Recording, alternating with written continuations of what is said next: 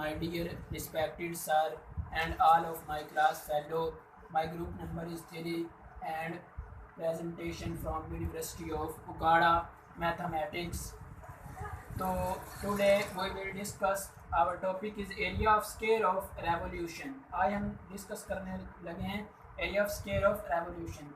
एक चीज़ होती है volume of scale of revolution, एक चीज़ होता है एरिया. पहले हमने वॉल्यूम फाइंड कर लिया था, अब हमने एरिया फाइंड करना है.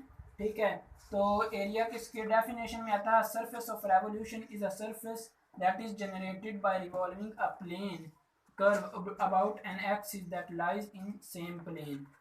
जब हम किसी प्लेन को घुमाते हैं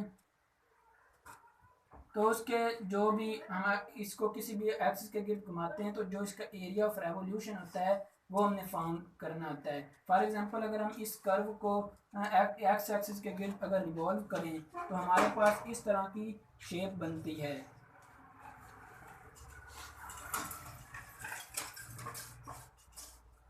तो अब हमने इसका ये सरफेस एरिया फाइंड करना होता है. ठीक है, तो आगे नेक्स्ट हम डिस्कस करेंगे. इसके बाद हमने फाइंड करना है सरफेस एरिया प्रॉब्लम. तो हम सपोज कर लेते हैं कि हमारे पास एक स्मूथ और नॉन नेगेटिव फंक्शन है. अभी हम ऊपर इधर ग्राफ ड्रा करेंगे तो हमें साफ पता चल जाएगा कि ये किस तरह सॉल्व होना है. वो कहता है कि हमारे पास एक non smooth non negative function है. मैं सपोज कर लेता हूँ कि ये मेरे पास एक फंक्शन है. ठीक है, तो इसको मैं स्मॉल इंटरवल में डिवाइड कर लेता हूँ. ठीक है, x is equal to x naught से मैं शुरू करता हूँ. x is equal to x k आ जाएगा. ठीक है, यहाँ पर x1 x2 x3 और up to so on xn-1 आ जाएगा. ठीक है, तो वो कहता है कि अगर हम ये एक नॉन नेगेटिव है इन इंटरवल ए बी, इसको ए बी कहना था, interval A B continuous and that is surface revolving और curve y is equal to F of X. ये हमने कर्व लिया y is equal to F of X, that x is equal to a and A B about an axis. What is the surface? वो कहता है कि अगर हम इसको अबाउट एक्स एक्सिस रिवॉल्व करें तो हमारे पास किस तरह की शक्ल आएगी. ठीक है, अगर मैं इसको रिवॉल्व करूं तो मेरे पास कुछ इस तरह से ये कर्व बनती है. ठीक है, तो इसका मैंने सरफेस एरिया फाइंड करना है तो मैं इनको कर्व को मिला दूंगा. ठीक है, इधर से तो ये मैं इनको डिवाइड कर रहा हूँ एन पार्ट में. ठीक है,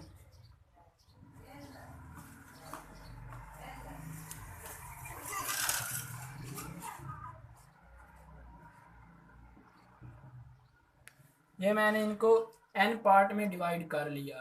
ठीक है, हमें इन इंटरवल में सपोज कर लेते हैं इन दो इंटरवल को. ठीक है, तो अगर मैं इनको मिला दूं यहाँ से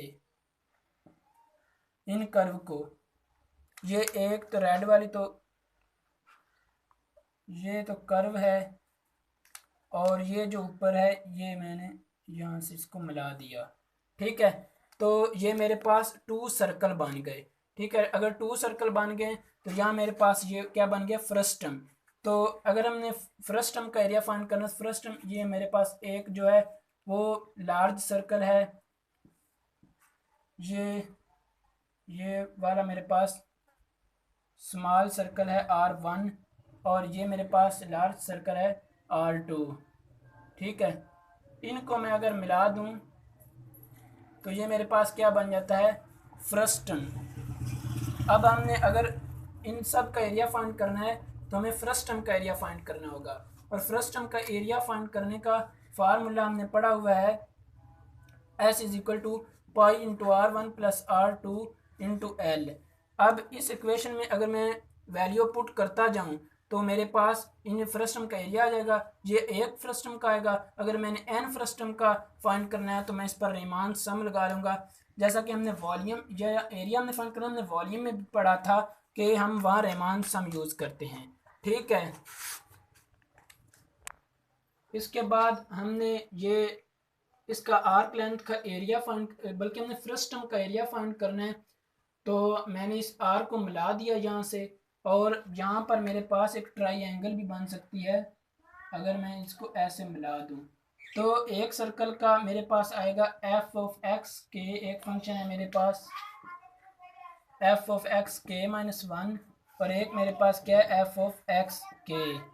ठीक है, ये मेरे पास फंक्शन है और इनकी वैल्यू हो जाएगी एक्स के और एक्स के माइनस वन। ये फंक्शन की वैल्यू हैं और ये इनकी वैसे सर्कल की वैल्यूज़ हैं। ठीक है, फंक्शन की सूरत में। ठीक है, तो अब हमने फाइंड क्या करना है, आर्क लेंथ एल के। तो इसका हमने फार्मूला पहले पढ़ा हुआ है, वॉल्यूम ने हमें इसका फार्मूला डिस्कस कर लिया था कि जो एल के है वो किसके इक्वल होता है, डेल एक्स के प्लस डेल वाई के स्केयर स्केयर रूट। ये हमने फार्मूला पढ़ा हुआ है। अब हमने डेल वाई के को डिवाइड कर लेना है। ठीक है, एक्स के और एक्स के माइनस वन में, क्योंकि ये हमारे पास है फर्स्ट टर्म है, तो इसका ये जो एफ ऑफ एक्स के है और F of x k minus one, ये दो फंक्शन है, तो हम इसको इस तरह लिख सकते हैं। ठीक है, डेल एक्स के स्केयर, ये हम इस आर्क, ये जो मैंने इधर से आर्क लेंथ बनाई थी ना, हम इसका एल फाइंड कर रहे हैं, एल के फाइंड कर रहे हैं। ठीक है, तो ये आ जाएगा plus f of x k minus f of x k minus one whole square square root. तो इधर से मेरे पास आ जाएगा L k is equal to, तो हमने इसकी वैल्यूज़ फाइंड करनी है। ठीक है, तो इधर पर मैं कौन सा फार्मूला लगाऊंगा, स्लोप फार्मूला। ठीक है, स्लोप फार्मूला मैंने लगाया तो ये था y2 minus y1 over x2 minus x1। तो ये बेसिकली स्लोप फार्मूला किसके इक्वल होता है, एफ डेरिवेटिव के एक्स के आ जाएगा। ठीक है, स्टेरिक, क्योंकि ये हमने डेरिवेटिव इसका ले लिया। ठीक है, तो ये आ जाएगा। अब हम इसको डेल एक्स के कह दें अगर, तो F of x k minus one minus f of x के,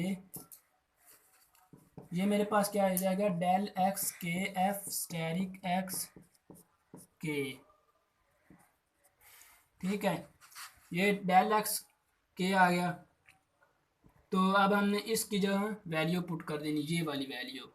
ठीक है, ये मैं वैल्यू पुट करूँगा, तो L k is equal to del x k square plus del x k into f first derivative x k steric.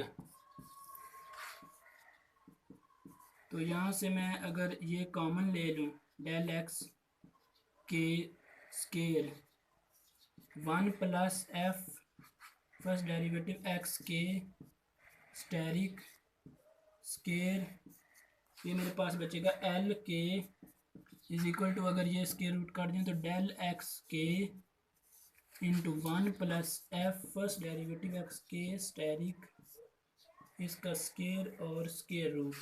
बाकी मैं next video में शेयर करता हूँ।